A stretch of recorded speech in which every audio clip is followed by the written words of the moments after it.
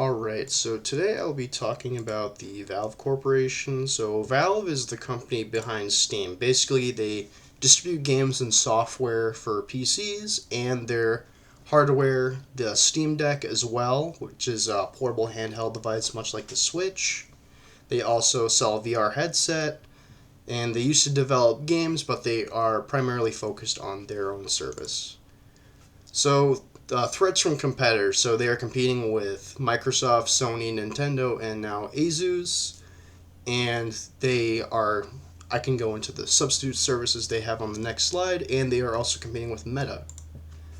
So they are competing with traditional consoles for market share. The users on console can only buy digital games on their own storefront. So if you're on Xbox, you can only buy from Xbox.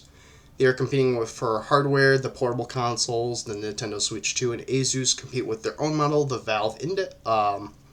the Steam Deck. The Index is their virtual reality one, which is very expensive. They compete with Mark Zuckerberg for the Meta. The Meta Quest, I believe, is what it's called, is much cheaper than Valve's model, though Valve's model is pretty nice. And substitute services, so they are competing with Microsoft, who sells their own games on computer, as well as their service Xbox Game Pass and the Epic Games storefront. And new entrants to the industry, you got Netflix and Amazon coming in. With cloud gaming, it's still a relatively new technology.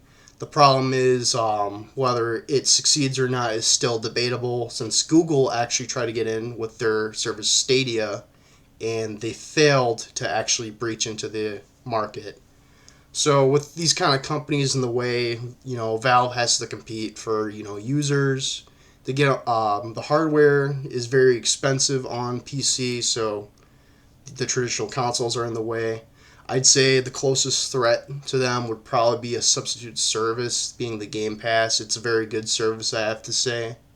And probably some of this cloud gaming stuff could potentially come into the fray. Steam actually does have cloud gaming. I believe it's through NVIDIA. But really how this kind of plays out really depends on how much streaming technology improves with cloud gaming, since you have to go through many different channels to get the computers, the consoles. All the input delays and everything can mess up the gaming experience.